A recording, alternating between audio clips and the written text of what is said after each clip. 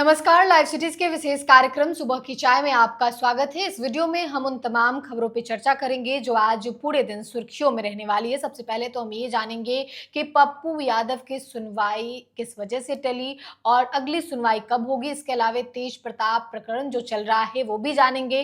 तेजस्वी यादव बीते दिनों Delhi Rouse Avenue court में पेश हुए थे। इसके अलावा आज सदन में खूब हंगामा होगा। जिस तरीके से बीते दिनों हंगामा हुआ, इन तमाम खबरों पर नितिन नवीन आज बिहार विधानसभा पहुंचेंगे, वो भी हम चर्चा करेंगे। इन तमाम खबरों पर विस्तार से चर्चा करने के लिए हमारे साथ हमारे सहयोगी अभिषेक है। अभिषेक, सबसे पहले तो बहुत बहुत स्वागत है। अभिषेक, जानेंगे कि पप्पू यादव का मामला जो काफी ज्यादा बढ़ा हुआ है, अलग अलग जिलों में प्रदर्शन हो रहा है, विधानसभा में भी बीते दिनों प्रदर्शन हुआ, लेकिन अब ये मामला क्योंकि सुनवाई टल गई है। पप्पू यादव जो पूर्णिया के निर्दलीय सांसद हैं, उनकी गिरफ्तारी आधी रात को होती है। किस तरीके से गिरफ्तारी होती है, उसके बाद IGIMS ले जाया जाता है, जहां से PMCH ले जाया जाता है। फिर PMCH में भर्ती भी होते हैं और उनका इलाज चलता है, लेकिन उन्हें फिर पटना के बेउर जेल ले जाया जाता है, जहां बेउर जेल में बंद हैं।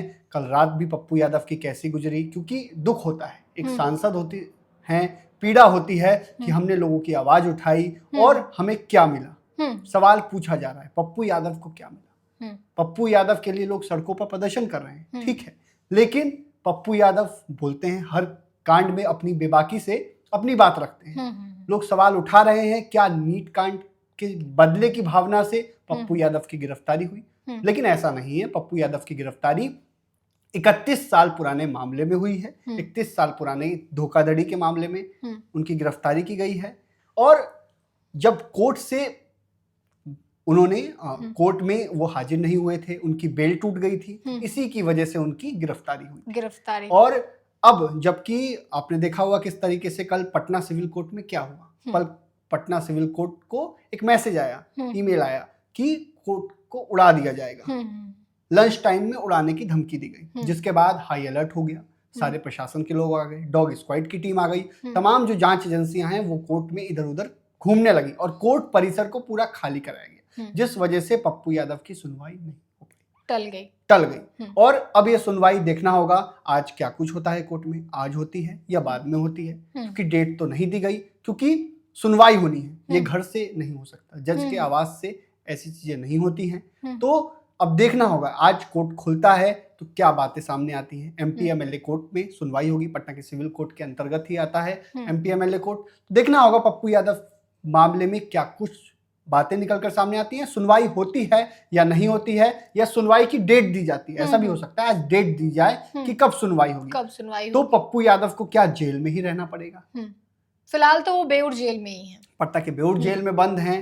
और पप्पू यादव की हालत क्या थी आपने देखा ही होगा, किस तरीके से बीमार थे, इसके बावजूद उन्हें जेल ले जाया गया। ये सवाल पप्पू यादव के समर्थक कर रहे हैं। और पूर्णिया, कटिहार, तमाम जगहों पर, दिल्ली में भी विरोध प्रदर्शन हुआ कि पप्पू यादव की गिरफ्तारी। कांग्रेस नेताओं में आक्रोश है। और एक बात, बिहार विधानसभा में कांग्रेस पार्टी की ओर से प्रदर्शन किया गया।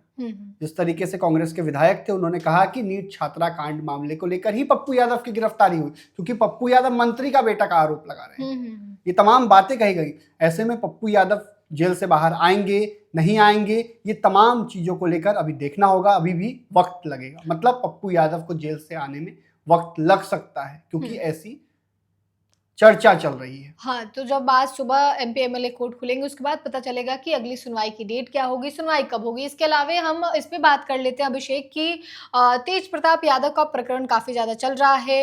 वो कभी रात को 8:30 बजे PC बुलाते हैं, उसके बाद फिर बयान, बीते दिनों का भी बयान आया है, लालू प्रसाद यादव की कोई वैल्यू नहीं है, जयचंद, ये तमाम मामले चल रहे हैं। देखिए, तेज प्रताप यादव लालू यादव के बड़े बेटे और उन्होंने अपनी पार्टी बनाई है JJD, ऐसे में उसके राष्ट्रीय अध्यक्ष भी हैं। और परसों रात में किस तरीके से 8:30 बजे करीब उन्होंने प्रेस कॉन्फ्रेंस बुलाई, जिसमें उन्होंने चर्चाओं को लेकर बातें कही। एक चर्चा चल रही है कि पिता बने हैं तेज प्रताप यादव। ऐसे में उन चर्चाओं को लेकर, क्योंकि जीतन राम मांझी ने अपने सोशल मीडिया X पर पोस्ट करके बधाई दे दी थी और डिलीट भी कर लिया, डिलीट किया, लेकिन पोस्ट कर बधाई दी, ठीक है। उसके बाद भारी हंगामा होता है, तमाम लोग सोशल मीडिया पर लिखते हैं, तमाम चीजों की चर्चा होती है।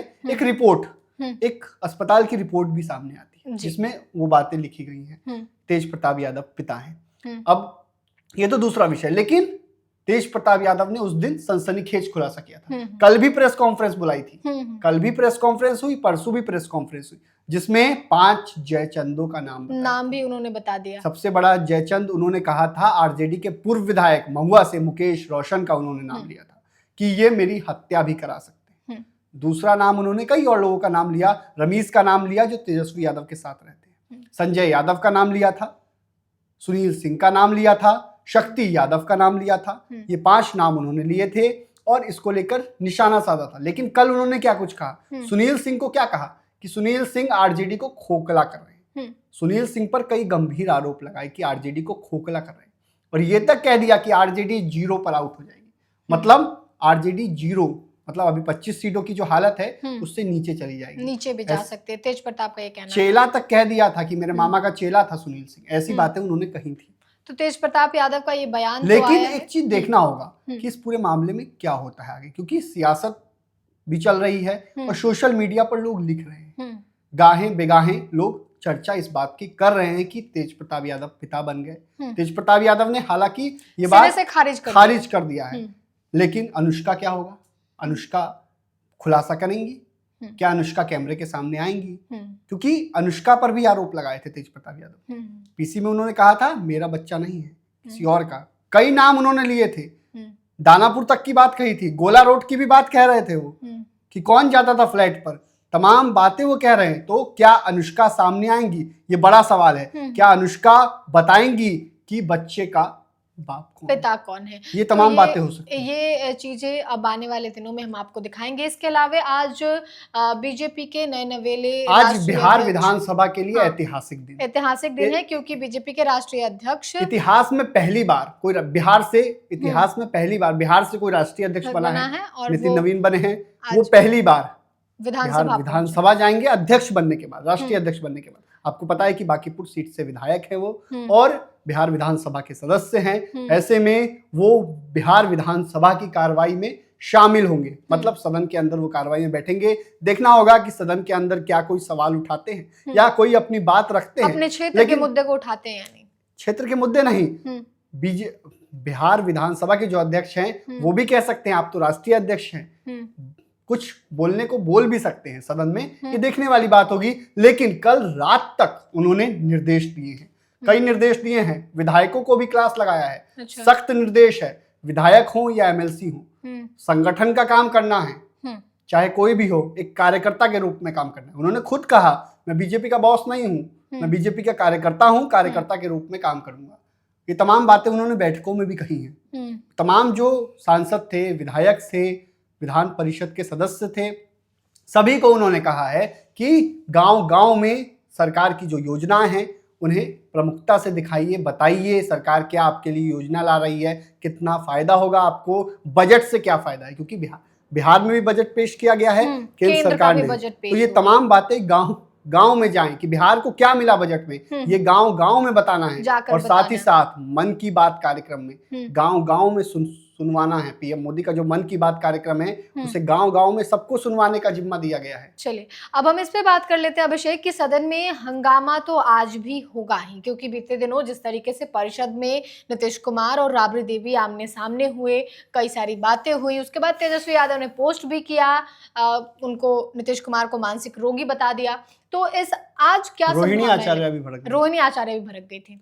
देखना होगा आज क्या कुछ होगा। लेकिन बिहार विधानसभा में शुरुआती मतलब फर्स्ट हाफ में राष्ट्रीय अध्यक्ष आएंगे तो हंगामा कम होने की, क्योंकि सुखद पल होगा, सब लोग बधाइयां देंगे, तमाम बातें होंगी, देखने वाली बातें होंगी। लेकिन राबड़ी देवी हर दिन बोल रही हैं, हर दिन प्रदर्शन कर रही हैं, कह रही हैं बेटियों के साथ गलत हो रहा है। सम्राट चौधरी जो कहते थे 24 घंटे में एक्शन होगा, कहाँ 24 घंटे में एक्शन हो रहा है, जरा बताएं ना 24 घंटे में कहाँ एक्शन हो रहा है। इस्तीफा दे देना चाहिए सम्राट चौधरी को। बिहार के अलग अलग जो मामले हो रहे हैं अलग अलग, चाहे पटना नीट छात्राकांड हो, चाहे दरभंगा का मामला हो या अन्य जिलों के मामले हो, इन तमाम मामलों को लेकर जो बिहार की पूर्व मुख्यमंत्री हैं राबड़ी देवी, वो लगातार विरोध प्रदर्शन कर रही हैं। चाहे बिहार विधान परिषद में उनका विरोध प्रदर्शन देखने को मिला, चाहे पोर्टिको में, जो बिहार में बाहर मतलब बाहर सदन से बाहर के जो प्रदर्शन कर रहे हैं। तमाम जो वाम दल के सदस्य हैं या आरजेडी के सदस्य हैं, कांग्रेस के सदस्य हैं, सभी विरोध प्रदर्शन कर रहे हैं और कह रहे हैं सरकार को इस्तीफा दे देना चाहिए। जब से गृह मंत्री बने हैं सम्राट चौधरी, तब से घटनाएं हो रही हैं, ये बातें भी कह रहे हैं।